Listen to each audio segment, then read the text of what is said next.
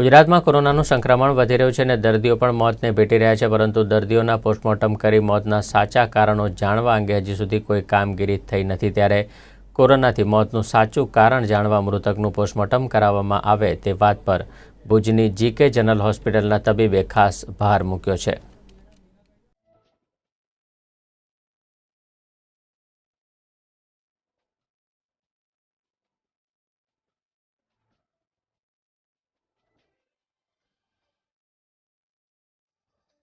अभी इंडिया में ये जो क्लिनिकल ऑटोप्सी है कोविड के ऊपर शायद किधर भी नहीं हो रही। उसका रीज़न बहुत सिंपल है, क्योंकि जो हिसाब से वो पोस्टमार्टम करने के लिए तैयारी लगती है वो तैयारी हमारे पास अभी भी अवेलेबल नहीं है।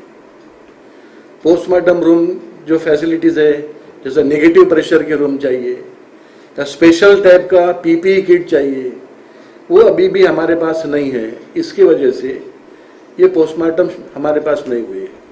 लेकिन अगर ये हमारे पास होते तो हमारा खुद का डेटा जनरेट होता था कि हमारे पेशेंट क्यों एक्सपायर्ड हो रहे हैं। उसमें कोविड के रेस्पिरेटरी पैथोलॉजी के सिवा और कुछ दूसरी पैथोलॉजी है क्या, ये अगर हमें पता चले तो शायद पेशेंट के ट्रीटमेंट में और फर्क पड़ सकता है।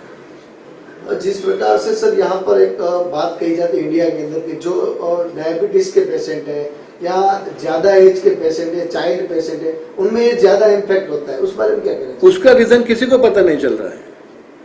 हम बोलते हैं कि ओल्ड आदमी है, हाइपरटेंशन है, डायबिटिक है और जिनको लंग प्रॉब्लम है, इसको बोलते हैं कोमॉर्बिडिटीज।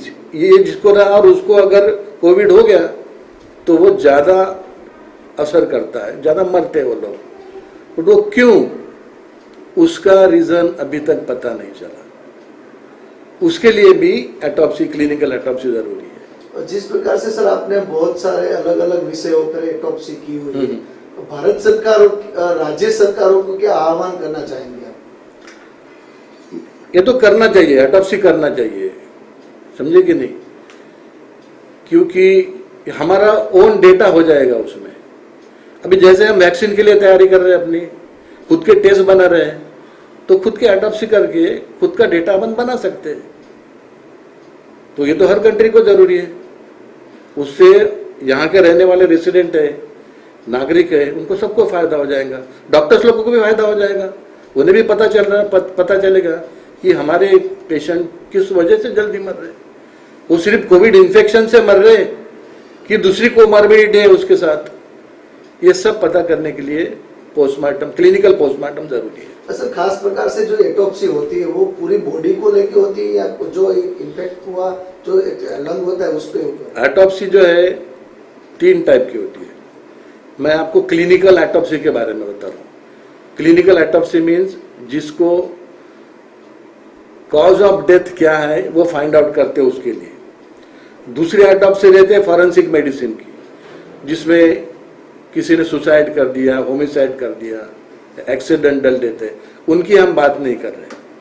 अभी ये क्लिनिकल ऑटोप्सी में अभी जो वर्ल्ड में हो गया है, कुछ लोगों ने सिर्फ उसकी मरने के बाद बायोप्सी की, उसको बोलते हैं निडल नेक्रोप्सी। तो लंग का जो एक लंग का 450 ग्राम का वजन है, दूसरे लंग का 400 ग्राम का, उसमें से 0.5 ग्राम टिश्यू भी नहीं निकाला, उतना निकाल के स्टडी की। कुछ लोगों ने सिर्फ लंग निकाले, कुछ लोगों ने पूरे ऑर्गन निकाले बॉडी के और उसकी स्टडी की। इसको बोलते हैं कंप्लीट ऑटोप्सी। एक निडल ऑटोप्सी हो गया, एक पार्शियल ऑटोप्सी, एक ही ऑर्गन निकालते हैं लंग का, और कंप्लीट ऑटोप्सी जिसमें ब्रेन, लंग, हार्ट, किडनी सब निकालते हैं। कंप्लीट ऑटोप्सी से बहुत फायदा होता है, क्योंकि ये वायरस का इफेक्ट दूसरे ऑर्गन में क्या हो गया ये अभी तक किसी को पता नहीं। तो जब तक हम ये करेंगे नहीं तब तक पता नहीं चलेगा। आज तो हम बोल रहे हैं रेस्पिरेटरी सिस्टम से ज्यादा इफेक्ट होता है, कल चल के ब्रेन में स्ट्रोक आ जाएगा उसको, क्योंकि इसको थ्रोम्बोएम्बोलिक फिनोमेना बहुत कॉमन रहता है पेशेंट्स में। इसलिए कंप्लीट ऑटोप्सी जरूरी है। सर वैसे तो कोविड पेशेंट से लोग दूर रहते हैं, उसे सोशल डिस्टेंस बना के रखने के बाद वर्ल्ड में अभी तक कितनी ऑटोप्सी हो चुकी है अदर कंट्रीज में? अभी तक 47 ऑटोप्सी के रिकॉर्ड है मेरे पास। उसमें से चाइना में 8, जर्मनी में 29 और यूएसए में 10। 47 एटॉप्सीज का रिकॉर्ड अभी भी मेरे पास है।